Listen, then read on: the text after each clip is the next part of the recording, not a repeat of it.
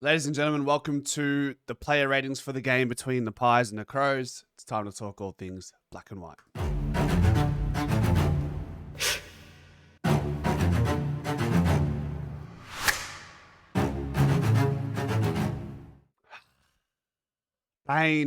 Pain as far as the result is concerned. However, a lot of spot fires were put to bed last night.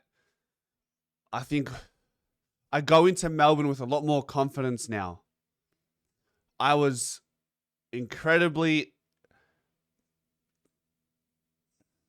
uncertain going into this game against the Crows in Adelaide. I didn't know what we were going to get.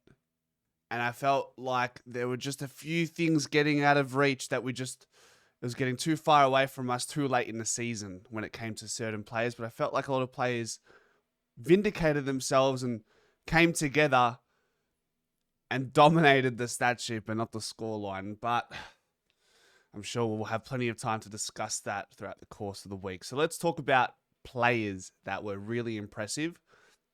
I want to start with Will Parker. Now, if you go across what you saw as far as the stats are concerned, you see 10 touches, you see 6 intercept possessions, you see 2 intercept marks. Okay, it was a so-and-so game, 1 score involvement. But what I liked was 2 things with Will Parker. 1, it unleashed Dan Houston onto the wing, which you can only say that was a success, putting Houston on the wing, getting him forward center and using his quality by foot, going inside 50, kicking goals, whatever it may be. It was a really good outcome with that change. But talking about Will Parker specifically, he just seemed composed in a really wet game against the best team in the comp in their home state. In crunch moments, he was just able to find a releasing hand pass or take that intercept mark, intercept the ball and rebound it.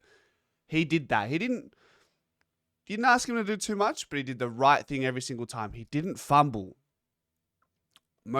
Pretty much all his touches from memory did not fumble. Now, am I going to come out with a hyperbole and say he's going to be this, he's going to be that? No, I think we need to see more Will Parker in the side, and certainly he's going to keep his spot now. He has to keep his spot against Melbourne, and guess what? He'll probably be playing in the final series for us. So, what a story this could be for Will Parker. Category B, rookie, cricket background. Really exciting, really exciting. I'm going to give Will Parker a 7.5 out of 10. I think watching the game back, you can appreciate that for sure. On the other end of the spectrum, we'll go to the negative for a moment. Dan McStay versus Riley Thilthorpe. That is ultimately, as harsh as it sounds, maybe you can throw in Brody Myercheck in there, but Myercheck usually is a pretty proud player walking in and out of the game. So not often is he beaten by his opponent. There are times where he's poor in front of goal.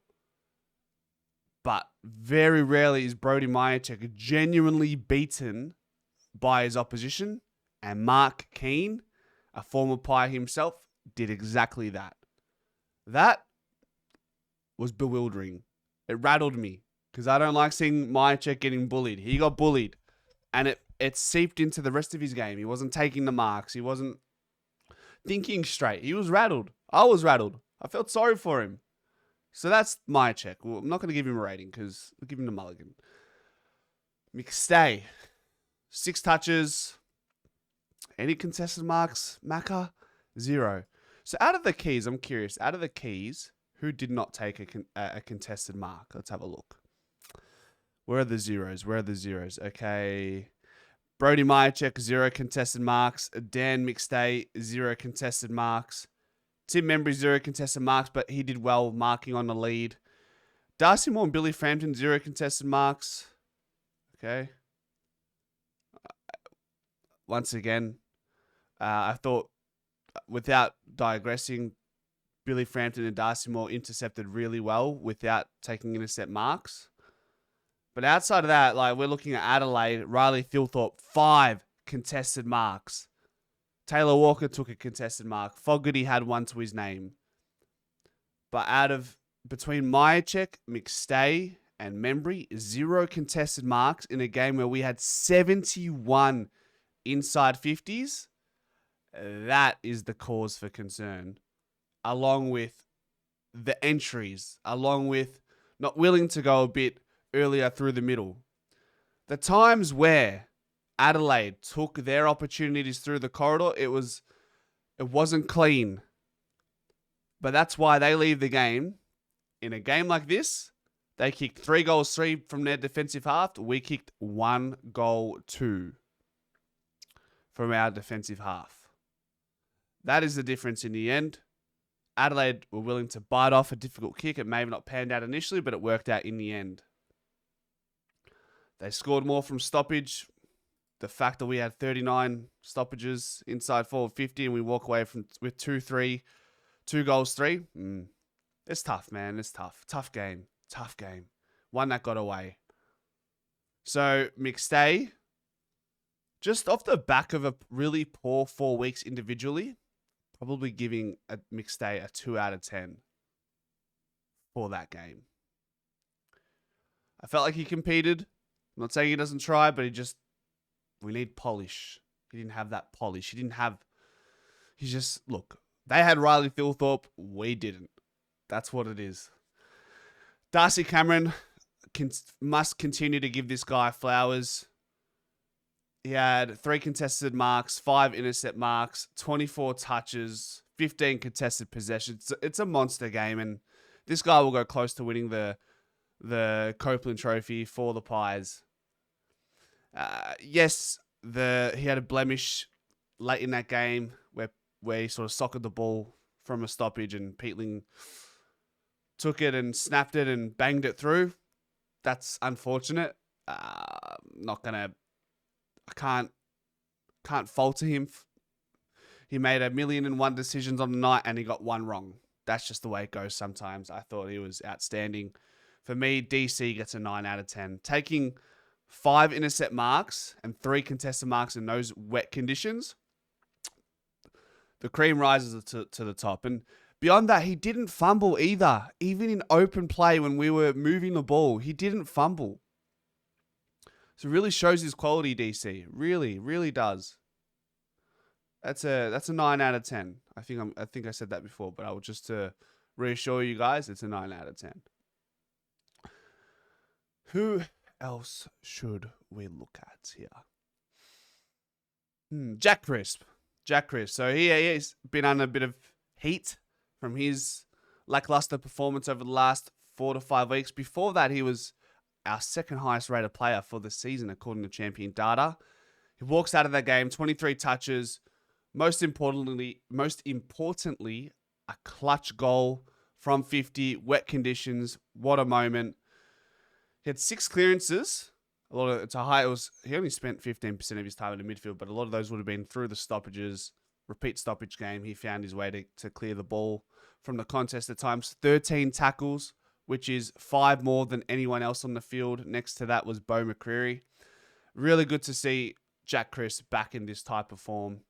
It was a real gritty performance with a bit of polish, with that shot from 50 to keep us in the battle.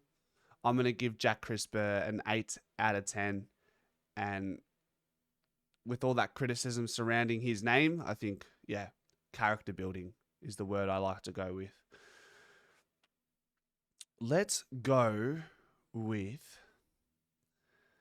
I mean, there's a lot. I'm looking at a lot of names. I go, yep. Did well. Did really well.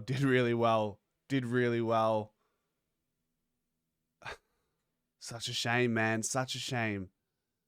Like, I could say, we could talk about units. We can talk about Braden Maynard and Quaynor and Perryman, Frampton, Darcy Moore. Like, they were all really solid. They created that bubble, that force field to keep them in the forward half, which was initially set up by our clearance dominance. What was the clearance differential in the end? Let's have a look here. 52 to 38. Oh, crazy. They did beat us in the post-clearance contest, though, minus 27, which on another day, if that you swing those numbers around along with the other the ascendancy elsewhere, I'm assuming that that post-clearance contest, yeah, that differential would have helped us. Around the grounds, they were competitive. Although at the coalface, where the ball was initially won, we were superior there. Interesting. 60% of our time spent in the forward half. So look at this. Braden Maynard, 3 intercept marks. Quaynor, 3 intercept marks. Will Parker, 2. Harry Perriman, 2. Billy Frampton, 2. Still Sidebottom and Houston rolling wingers into the back line, 2 each. 2 apiece. You love to see that. And those numbers will come along with those plays whenever we set up the way we do. Whenever we are able to gain control in our forward half, the defenders will thrive off that forward half territory. The numbers will always be like that. Billy Frampton will always look like one of the best defenders when we're in our forward half. You know what? There were times where Darcy Moore and Billy Frampton were vulnerable in transition. I thought Darcy Moore had a really good smother on Riley Thilthorpe. Incredible spoil in that last quarter. I thought Billy Frampton had some really good one-on-one moments where he was on an island. Braden Maynard in that last quarter where Taylor Walker led out from that boundary, read it a little bit earlier than some other defenders would, and he got a spoil on there. There were some really heroic moments from defenders who, not Braden, but there are defenders you go, oh shit, we're cooked here. Quaynor, David King did my head in when he put the torch on Quaynor and said, oh, I don't know what Quaynor is. Is he an intercepting defender? Is he a ball user? Some players just, the numbers aren't going to tell you what they are unless you watch the game, unless you live and breathe the Collingwood Football Club. And for people like yourself and me, myself, or what's the right way? Unless you are like you and I don't know why I've had such trouble articulating that. If you don't live and breathe the Collingwood Football Club, Kingy, you wouldn't understand that Quaynor, what we see from Quaynor is when that ball hits the deck in the back half, he's the first one there. He mops it up and he rebounds and he gives it to his best players. Yes, you'll see him at his intercepting best at times. Yes, you'll see him use the ball. He had 13 touches, 92% disposal efficiency, 3 score involvements, 3 tackles, a contested mark in there. He looks confident. And we call upon him when needed. And when the ball is in dispute in our back half, at ground level most of the time, he's there to mop it up. So that's what I like about Isaac Quaynor. If you don't live and breathe the club, you won't understand.